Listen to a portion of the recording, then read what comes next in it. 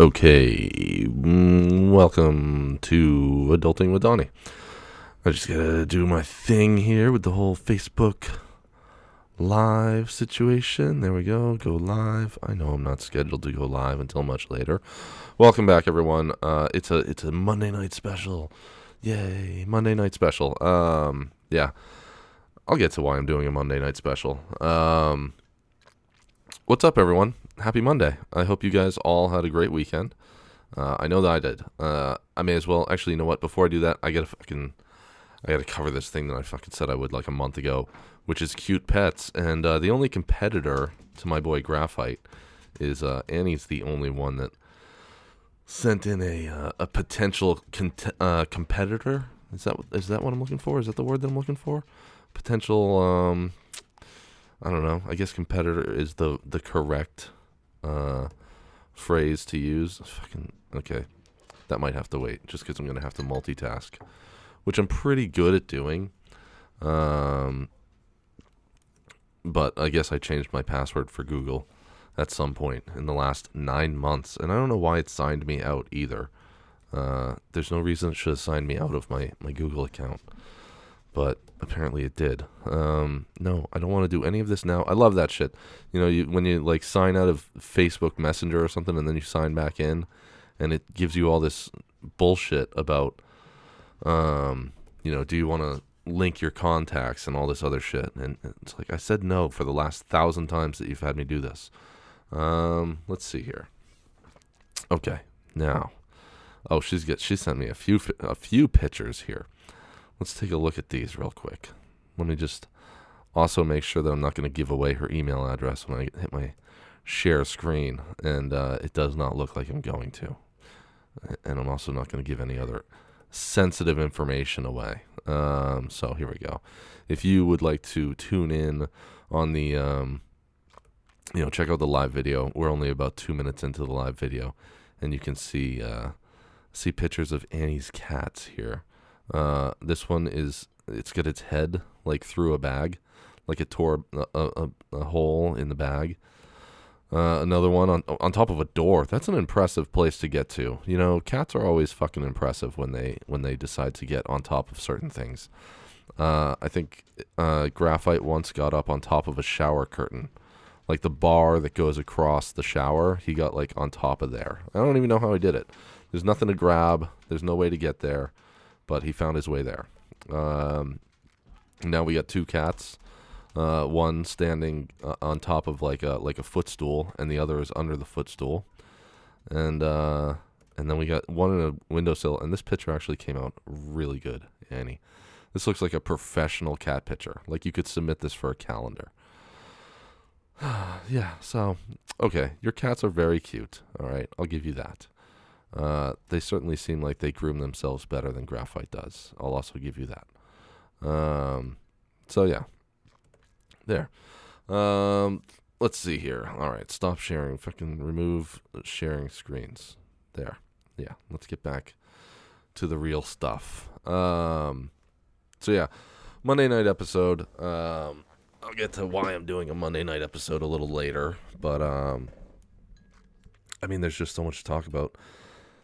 Well, I say there's so much to talk about. There's so much to cover. It feels like I couldn't wait a weekend. And on top of that, I don't even know if I'll get to an episode this weekend. I knew I wouldn't this past weekend because I was going to Rangeley, and now it looks like I'm going to Rangeley again this weekend. I'm like 99% positive that I'm going to Rangeley again this weekend. I don't actually see why I wouldn't go to Rangeley this weekend. So,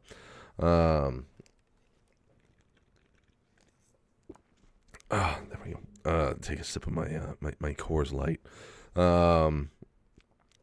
So I went to Rangeley this past weekend with Rochelle's brother-in-law, Nick, and it was awesome. I finally got to get out on the new snowmobile, Ruby, my Polaris Switchback Assault with a 144-inch track and 1.6-inch lug, 850cc engine. It's actually 844cc, but I was able to get out on that finally, right? Put some real mileage down, because the last time when I went out with Jim a few weeks ago, we rode here in Fremont out to Manchester and then a little bit further north, and it wasn't great because there was just not a lot of snow. I was keeping an eye on the engine temperature the whole time. I saw it get as high as 162, and it really, for the most part, hovered right around 130, 140 degrees, which is still a little higher than I'd like to see it. So it was good to get out in Rangeley where the temperatures were a little bit lower. I did get up to 145 a couple times, I think.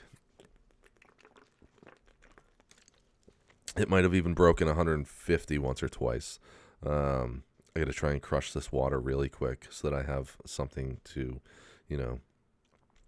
spit into, which I know is everyone's favorite part of the show. But yeah, so got up to Rangeley, went up on Friday night, and in total over the weekend we put down 210 miles, which honestly isn't even that much, but we got up there kind of late-ish Friday. I think we got up there around 6:15, 6:30.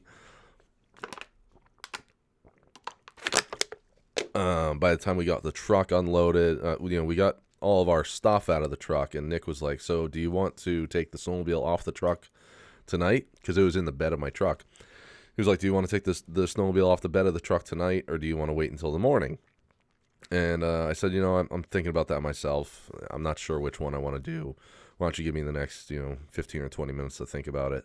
And ultimately, I was like, fuck it. I'll leave it on overnight. I mean, we're not going snowmobiling tonight, so we'll unload it in the morning when we're ready to get out of here. So we went out to dinner, had a cool dinner together. We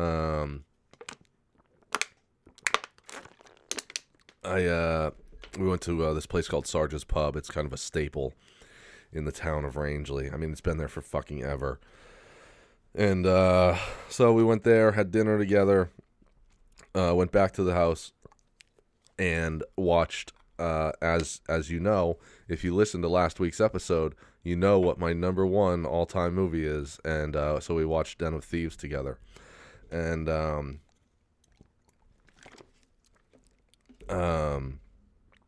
he liked it. I obviously loved it. I think that I recently watched it from start to finish, like not long ago, like maybe a week or two ago, and before that, probably a week or two before that. Like it's just one of those movies that I can turn on anytime, and if I just can't think of anything else to watch, it's my go-to. So yeah, we watched that, and then had a fairly early bedtime. I think the movie ended at like 11 o'clock, and I went upstairs, did my video chat thing with my mate for an hour, which was cool, and then we woke up at 7. Well, I woke up at 7:30 the next morning, which for a Saturday in Rangeley is really early. Usually, Rangeley calls for like a 9 a.m., 10 a.m. wake up time. But I had told him 7:30, so I get up, I go down, I wake up, and I kind of start to like creep out of the bedroom because if he's still asleep, I don't want to wake him up. He can get up whenever he wants. I start to creep out of the bedroom, and his fucking bed is made, and his snowmobiling equipment is all set up on the bed, and I go downstairs. He's already downstairs on like his second or third cup of coffee. He's like, yeah, I woke up at 6. And so he just hung out down in the kitchen, which I don't even know how someone does that, but it gets worse. So, but we went out, so we left the house. We had a plan to leave the house at 9 o'clock. We ended up leaving at 8:40. Got the snowmobile off the truck rather, and got all geared up and took off.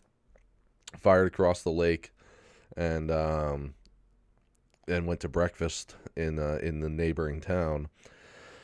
And then from there we just hit the trails, and I took him up to a couple of scenic spots. One of them was a nice mountain where like the overlook is 3,600 feet in altitude. And then from there we went and got a little bit lost. I took a wrong turn, but I blame the trail system for my wrong turn. I was trying to get to the wind towers. If you ever drive through any mountainous area, there's these enormous wind towers on top of mountains, And usually you're not allowed to go to them. Like, I know that in New Hampshire, there's like signs that say, no trespassing or whatever. But for whatever reason, these ones in Maine, there's a trail that leads right to them, and you can just hang out at the bottom of them. And they're massive and they're eerie because you look up at them and it's like, you're just looking at this enormous, I mean, it's just huge. This thing is just, it's crazy to think that someone built this thing and then other people brought it across the fucking, wherever they came from. Because, I mean, we're way up in Rangeley. The closest, because they brought these things over in Portsmouth, New Hampshire not long ago, but they brought them in on a boat, and then they unloaded them onto these big 18-wheel trucks, and then they brought them over to Pease Air Force Base, where they would sit until they were ready to go wherever the fuck they were going. I think they were going to like Berlin, New Hampshire or something. But it's just crazy to see these ones and think, the closest ocean, assuming they made them somewhere and they came by boat, the closest ocean is, 4, 5, 6 hours away for me to drive at 85 miles an hour getting there. For these trucks to drive at, they're probably topping out at like 30 miles an hour. They're not going fast. But it's just an incredible sight. It's one of those things that you just look at and you think, I can't believe someone made this. But anyway, so we were trying to get there, and we get to an intersection, and there's a sign with an arrow pointed to the left, and it says wind towers. And I vaguely recognize the area from when I go four-wheeling. So I thought that, okay, yep, we turn down here and let's go. And we did, and we went for about probably 20 or 30 minutes.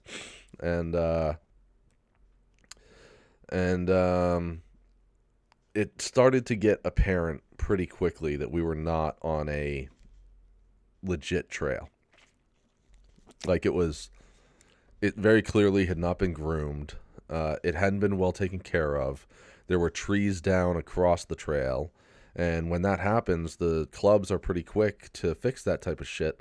And no one had been fixing anything. So it was very clear that no one, that this trail was not legit. But I'm thinking to myself, well, maybe they just don't groom the trail to the wind towers. And so we get to one spot where there's a tree that's down right across the trail, because the other trees that were down were like, they were down, but we could go right underneath them, and we did.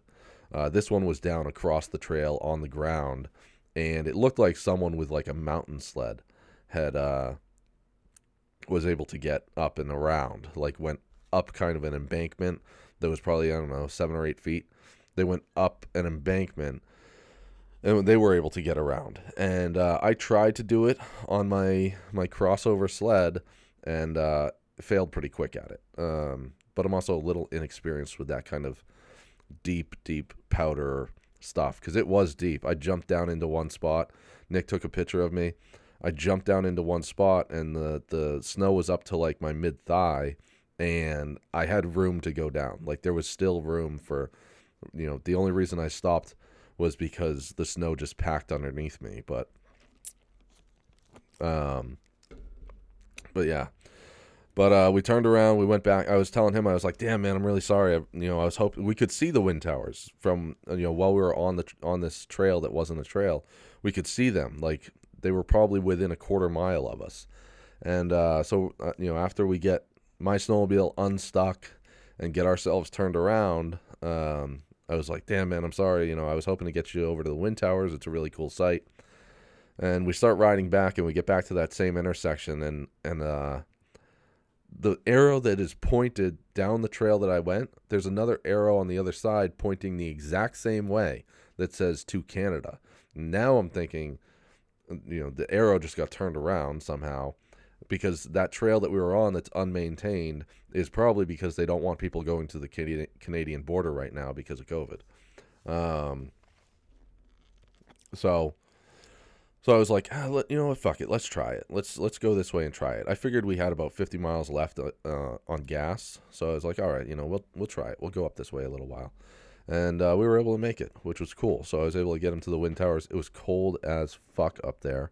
and obviously very windy. I mean, they're spinning these giant fucking windmills, so very windy. But a little bit different than the last time I haven't been up there in probably 7 or 8 years. Just because by four-wheeler, it's an all-day affair to get there. By four-wheeler, it'll take you, if you leave at 9 in the morning, by the time you get back, it's like 7 or 8 o'clock at night. Like, you're getting back as the sun is going down. And that's with no problems. That's if you don't get any flat tires. That's if you don't run into any issues. So we, the last time I was up there 7 or 8 years ago, there was no cell phone service, and this time there was. I was able to get 2 bars. So I did a little video again with my mate while I was there, and then took off. Continued on our way back towards Rangeley, taking all the same trails that we had before, and that's because there's a lot of trails that are closed right now because of logging, because of winter logging and stuff. So we got back to Rangeley, had dinner at a restaurant down there, and then we flew across the lake. And this is where I really opened up Ruby. I had opened her up earlier in the day on the trail. There's a section of trail going to the windmills that's probably about 2 or 3 miles long, and it's pretty flat, and you can see people coming from pretty far off. So if you need to slow down, then you can. I've ridden this section of trail a bunch of times. And so I was able to get, on that trail, I was able to get Ruby up to 103 miles an hour. And then when we left dinner, we were going across the lake, and I was going pretty slow across the lake because I don't particularly like to cross the lake real fast at night. Just because there's so many stories about people hitting fucking pressure ridges on lakes. I don't know that I've heard one on Rangeley Lake. I'm sure it's happened, but there's just so many stories of people hitting them all around, the country where you can go snowmobiling. There's a story every year of someone who's flying across the lake at night in the dark. I mean, it wasn't completely dark out when we were crossing the lake. It was dusk, but there's always stories of people leaving a restaurant or whatever, and they're doing 80 across the lake, and they hit a pressure ridge and kill themselves. So I'm doing like 65 across the lake, and I'm looking at my temperatures because it's ice, and my track's not picked, and I don't have ice scratchers on it yet. So I'm watching the temperature gauge on the gauge cluster, the digital gauge cluster. So I'm watching the temperature, and it gets up to 145, which concerned me a little bit. But I'm also, by this point, I'm halfway across the lake, so I'm thinking to myself, like, as long as I don't get to 160, I should be okay. So we get about halfway, and all of a sudden Nick goes flying by me. He pulled it. He did what I'm going to call from now on. He pulled a row.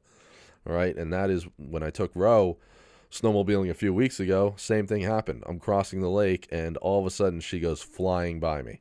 So that's what he did. He pinned it all the way down to see what he could get out of that snowmobile.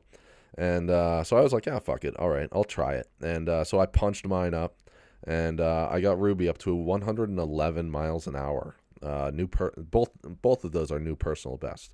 Prior to that, the fastest I ever got was 102 going across the lake, and 93 going across the trail.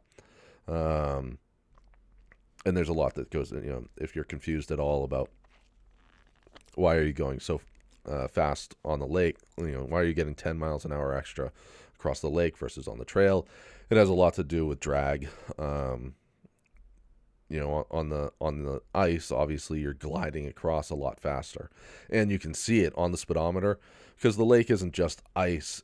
There's a lot of snow, but that snow is frozen. When you hit a spot that is all ice, you can feel the snowmobile just yank forward. So I got to 111 going across the lake, which was quite the adrenaline rush. to look down and see 111 miles an hour. I mean, I looked down and saw I think I looked down and I saw 103 or 104 on the lake, and then I started to duck down a little bit and see, just how much more I could squeeze out of it. And getting from like 108 to 111 was a stretch. I don't think it'll go much faster than 111, but it'll get to at least 111, and it was pretty fucking awesome. There's a little yeah, Rochelle, bye. Yeah, yeah, it was pretty awesome. Wonder Woman can fly. Yeah, Joanne says Wonder Woman can fly. Yes, she can indeed. But yeah, there's a little thing. There's like a warning on the side panel of my Polaris that says, "Warning: this machine is capable of high speeds," and it is not a lie. That thing it doesn't want to sit still. I'm gonna do an actual video review of Ruby. I'm gonna take some video next weekend, I think, to do some actual video, do like an actual like 4 or 5 minute review of the snowmobile. But I can tell you right now, this is not your father's snowmobile. This is not a snowmobile that just wants to putt along at 25 or 30 miles an hour and watch the birds fly around and take in the scenery. This fucking thing wants to go. Anytime that I was going slow, the temperature was climbing up rapidly. Anytime that I was down around 30 or 40 miles an hour, the temperature was just climbing up. Right around 60, 70 miles an hour, that's where it wants to be to stay cool. It was just, it's such an incredible machine. 40 miles an hour if you punch it, even 50 miles an hour if you punch it, the skis will come up off the ground. So it is awesome. Ro and I have two sayings in our relationship that hold true almost 9 months into this thing, and they are what a difference a day makes, and everything happens for a reason, which I always thought, ever since my mom died, I've always thought the whole everything happens for a reason phrase was a bunch of bullshit. All right. But in the case of everything that's happened to me in the last 9-10 months, when I say everything happens for a reason, everything that has happened to me has been for some sort of reason. It's going through the fucking nightmare that I did with Rosie, the Arctic Cat riot that I had. Going through everything that I did with that was miserable. I was frustrated constantly. I held a lot back, I think. I really embraced my inner Irishman and just really squeezed down the stress that was putting on me of just how angry I was that I've got this brand new snowmobile that I'm making payments on, paying insurance on, and it's sitting in pieces in a shop waiting for parts. And then I get it back and it blows up again. But like I said, everything happens for a reason, right? So, had that not happened, had I not gone through all that bullshit with Rosie, then I wouldn't have ended up with the Polaris that I ended up on. And the thing is just amazing. I really am happy with it. Even though I only got arguably 50 good miles out of Rosie. It was about 40 miles before it blew up the first time. And it was 40 good miles. It ran just fine for those 40 miles. And then the second time when I got it back, it really only ran good for about 10 miles. And then I knew something was wrong. But those 50 miles that I was able to put on it that were good miles, by comparison to Ruby, there's no comparison. There is no comparison. The Ruby, the Switchback Assault is a significantly better snowmobile than the Arctic Cat Riot, in all possible ways. And the only way that I haven't tried both snowmobiles yet, I hope to try Ruby out this way next weekend.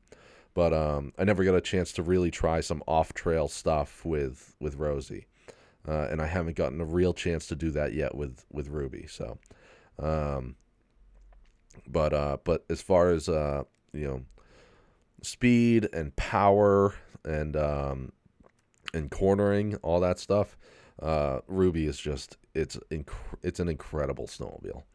Um, so yeah, and then so then Saturday night we watched one of my other top 10 movies, 13 Hours, Battle of Benghazi, the Secret Soldiers of Benghazi, which I could barely stay awake. I think I actually did fall asleep a few times. I was not drinking a lot. I had like one glass of bourbon and just like 4 or 5 Coors Lights, which is nothing for me. And I just could not keep my eyes open. And I actually had to go to the bathroom once and turn the faucet on in the bathtub and just run a bunch of cold water over my head to try and fucking knock myself out of whatever was happening. So, as soon as that movie was over, I was like, "Hey man, you can get the lights. I'm fucking going to bed. I can't even stay awake for another minute." I went upstairs and FaceTimed Ro for 5 minutes, and I was like, I can't. I got to go to bed. And then Sunday we got up and went out and did another quick 60 miles real quick in about 2 hours, and loaded up and went home. And here I am. So that was my weekend, and that's kind of why I'm doing an episode tonight instead. I didn't get home until about 3 o'clock yesterday, and didn't feel like getting all of my gear out of the truck and doing an episode. So here I am on a Monday night. And for those of you wondering, you might be wondering, let's see here, hold on. Let's see here. Rochelle says one of our others is turn shit into sunshine. Yep, we do have a capability of doing that. And Jason said, I had only like 8 drinks. I have no idea why I couldn't stay awake. Jason, you don't understand, man. Like 8 drinks for me on a Saturday night is like, it's like nothing. That's a normal night, actually. That's not even me getting turned up. Jason has moved over to, and Jason, I did listen. So if you go listen to the #NoOffense show, and if you search for it in your podcast player, it's the actual hashtag symbol, HTNOS, #NoOffense. If you go listen to that show, which is a great show,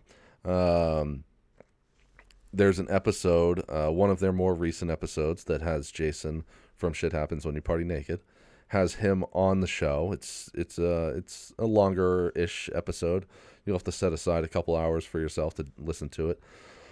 But Jason is on that episode, and he talks. So he recently went Patreon only for his show, and he explains why he did that. And I still have some thoughts on that, Jason. And whenever we get together for a cigar bar episode, I'll tell you my thoughts on that. I still have some thoughts on it. I understand why you're doing it, but I still have some thoughts on the effectiveness of why you're doing it. But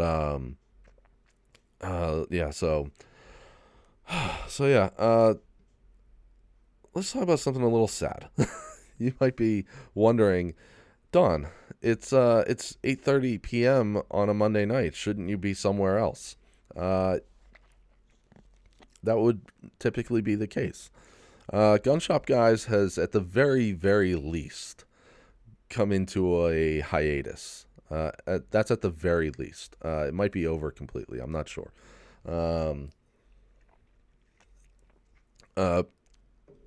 Without a ton of detail, basically what happened was I called for a meeting because we were doing monthly meetings on the show, like not on the show, but about the show. It was me, Vinny, and Stan doing monthly meetings about, what do we want to talk about this month? What do we want to do next month? How do we think the last few episodes have gone? That type of shit.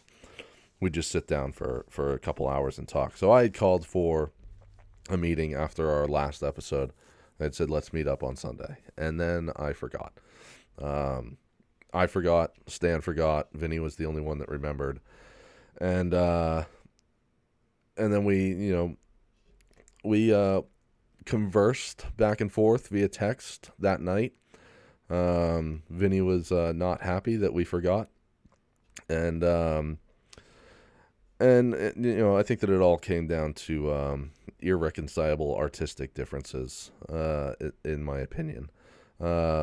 Or maybe irreconcilable is a bad word, because I just said, it's at the very least on a hiatus. I don't know if it's over completely. I still, me and Vinny are still friends, and all three of us are still friends. But, it just seemed like, well, in my opinion, it seemed like the show was kind of stalled out to begin with. But I think we also, all three of us, were probably looking for some more time to spend with our loved ones, with our Vinny's got a family, he's got a wife and a really young daughter, and his two sons, and and I have Ro. Excuse me.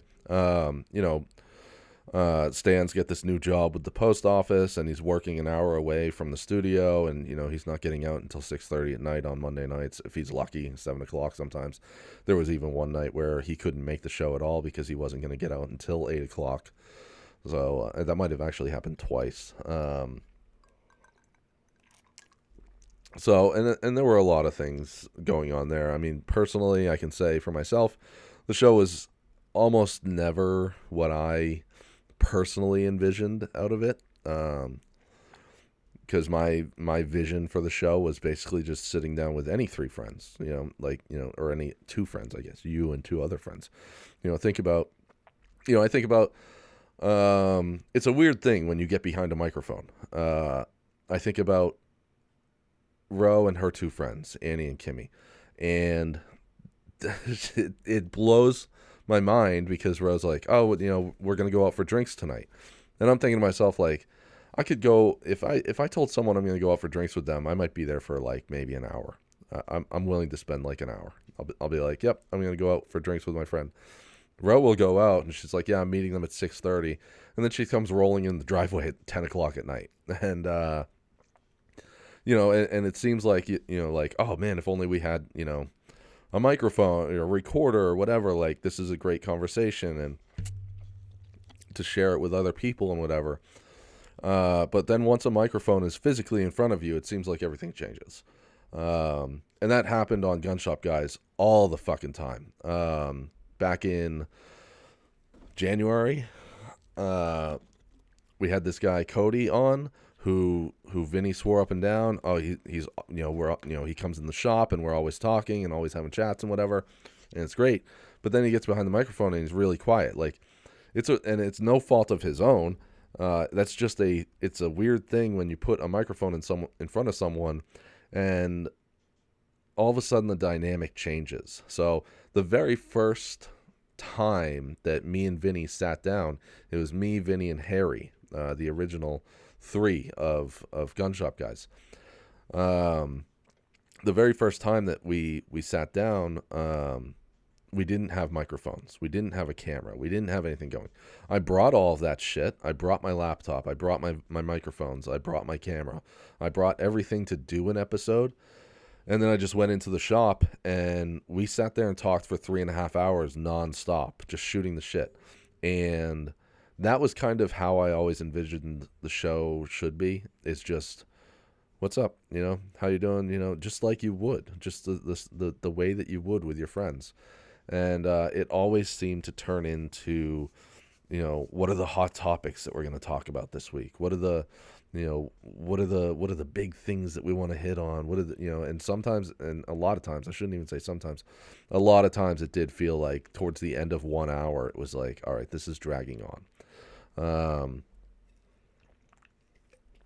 And then, the contrary to that is that sometimes there were episodes where we were just like, this is great. This is amazing. This is going so good.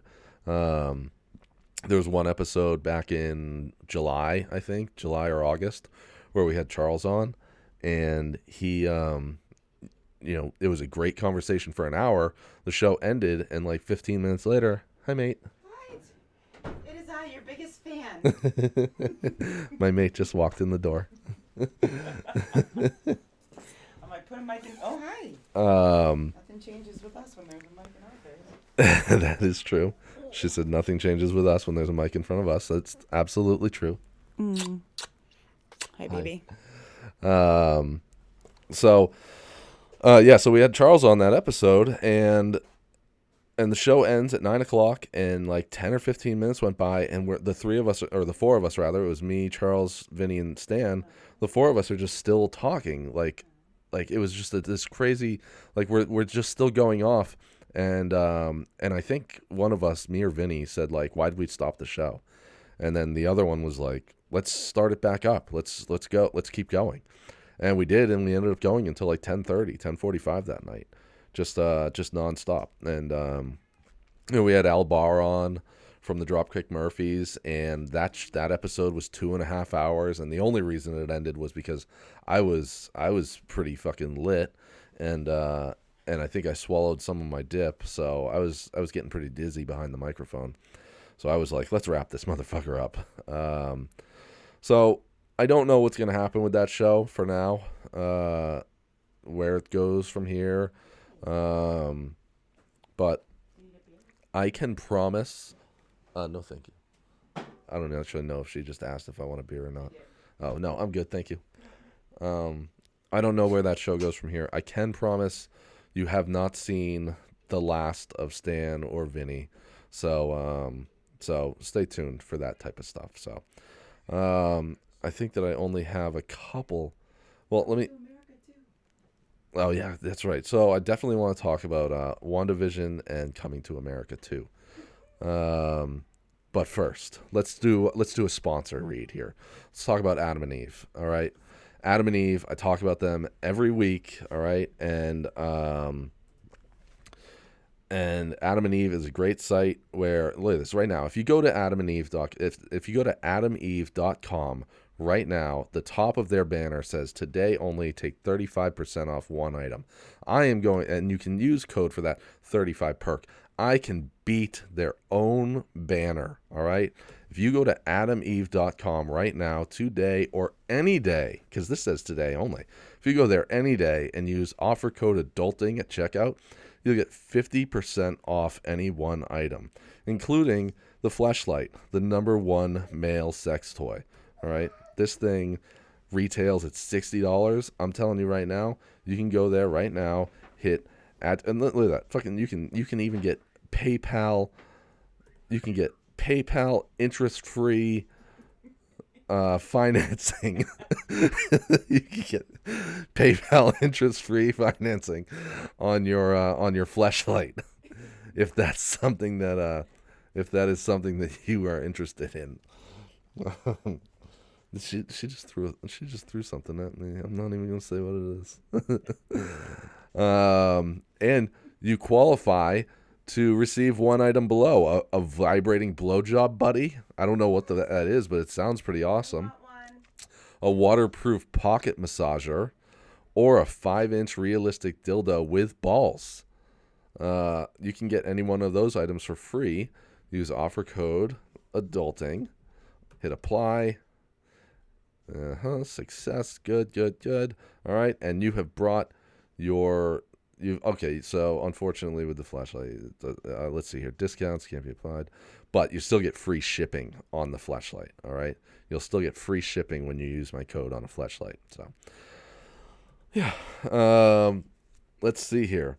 Let's see. I'm trying to just check out some of my comments going on here. Your Aunt Joanne says hi. Well, actually, she yelled out "row." So yeah, and if you are watching the live video, let me see here. I can't make this bigger, nor can I highlight. But if you look off to, in a general that direction, right around 39 minutes in the video, you'll see some cans there that are strategically placed so that you can't fucking read them. And I will tell you why. That is the potential new sponsor, secondary sponsor of this show. And they messaged me about advertising on the show, And unlike other shows, I am not going to advertise with you guys a product I have yet to try. So I am going to try it probably tomorrow. I think there might be one. I said, you know what? Why don't you send me some samples of your product, and send me some samples, and I will. Ro is sneaking off with all my samples. I said, why don't you send me some samples of your product, and I will. I'll give them a try, and if I enjoy it, then I'll go ahead with an advertisement for it. So I will let you guys know next week, or whenever the next episode is. I'll let you know. You had me at 0 calories. Yeah, it is a 0 calorie thing. So that is a potential new sponsor, and you guys may or may not hear about them next week. If I don't like it, I will tell you guys. I'll tell you guys, hey, this is who wanted to be a sponsor on the show, and I tried it. I didn't care for it. But they sent me a whole swag pack of stuff, a T-shirt and fucking carry bag and a bunch of other bullshit, some stickers and whatever. So I will let you guys know about that. So moving on. I think I only have one last thing to talk about on here, which is actually a little odd because Ro's right here in the room now. Probably would, but that's okay. No, you don't have to leave. So I did something with Ro about a week or two ago now that I never thought that I would do. And anyone who knows me they're probably going to be like, anyone who really knows me is going to be like, wow, dude, I can't believe you took that step. So a week or two ago now, we were at my place and I handed her my phone and I said, here, type this in on my phone. And then it unlocked the phone. So if you are really bad at math, what that adds up to is that I gave my passcode to my mate. And now I'm going to give it to all of you also. Wait, no, I'm not. No, I would never, ever, ever give my passcode to anyone else. But anyone who knows me really knows me, knows that I'm very private about my phone. I feel like it's an extension of your own brain now, these days. It feels it's a strange, the cell phones now are a very strange thing of like, you feel like you can do or say things and get away with it or whatever. You feel like you can, there's an anonymity to having your phone, especially when you can get on websites like Reddit or Tumblr or there's probably a bunch of others. I mean, even fucking Twitter, you can just use a fake name and say whatever you want. You can set up fake names on Instagram or fake names on Facebook. You can do all that. You can set up fake email addresses, and then with a fake email, not necessarily a fake email address, but an email address that nobody else knows about, you can sign up for other websites like what's that? There's a couple different cheating websites. Is it? No, it's not Madison Reed. Ashley Madison, Adult Friend Finder. You can just what's his name? One of my not one of my favorites.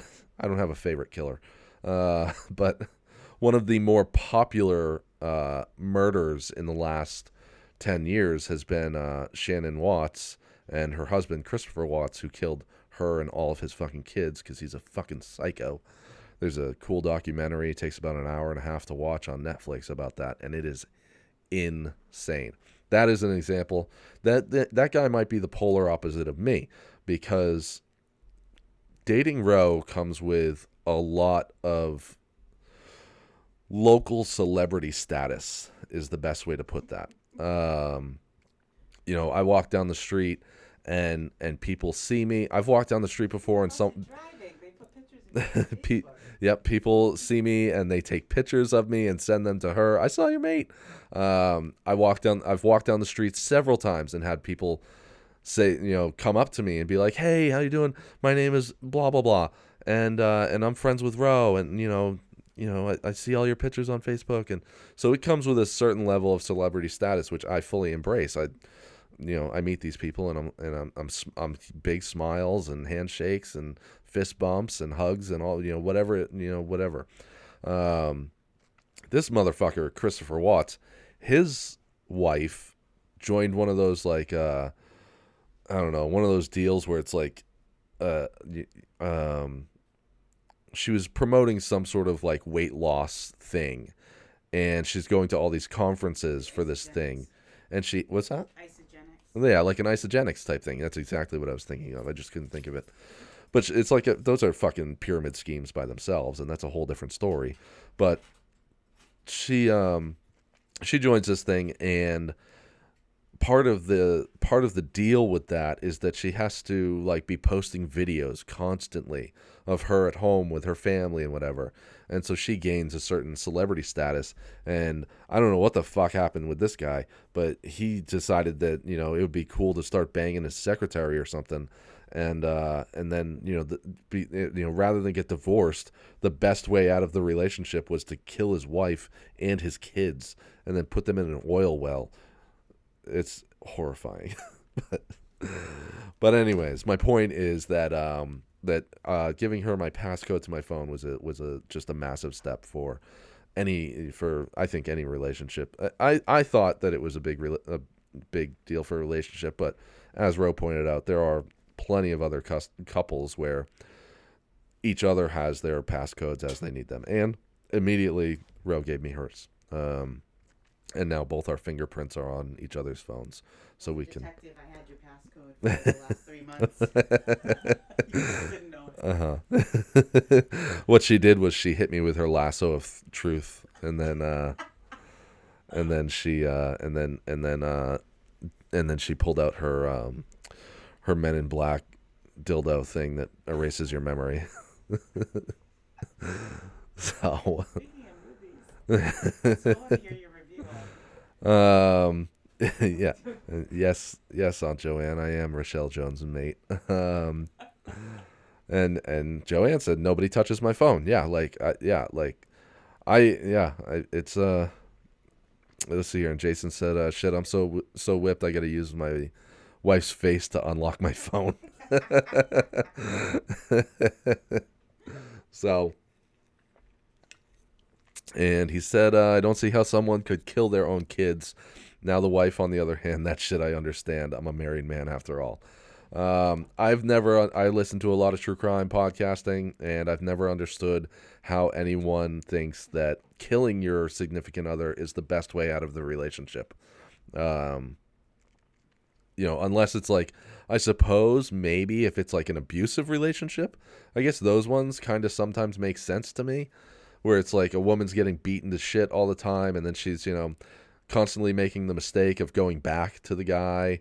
She escapes to the woman's shelter, but then she, decides, oh, maybe it's not so bad. There's an entire finding her. there's an entire continuum of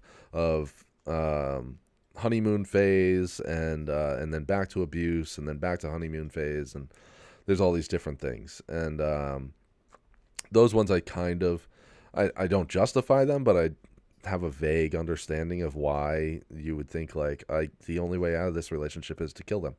But when it's like, I think I found someone else, and the only way for me to get rid of this person who's done nothing but love me is to kill them, that shit blows my mind every time I hear them. So, all right. I think that's going to do it for me tonight, guys. I'm glad I was able to get an episode out. Let's see here. Jason said, butt fucking your boss and burning your office to the ground probably isn't the best way to quit your job either, but it probably would be pretty fucking satisfying. Yeah, all right. I'm not going to argue you on that. That sounds like a good point. It would be satisfying, but I don't know if I'd find a lot of satisfaction, because you know what? To your point, if you kill your significant other, afterwards there's probably going to be a lot of butt fucking in your life. And then he can't get into his phone. And then if you kill your wife, you can't get into your phone anymore. What are you gonna do then, smart guy? All right, I'm out of here. My mate's here. I got some loving to get had, some mating to be done. All right, guys. Once again, adamandeve.com. Use offer code adulting. You can find me on the socials. Facebook is Adulting with Donnie Podcast. Instagram is Adulting Donnie. Suicide prevention line is 1-800-273-8255. And that's it for me. Bye.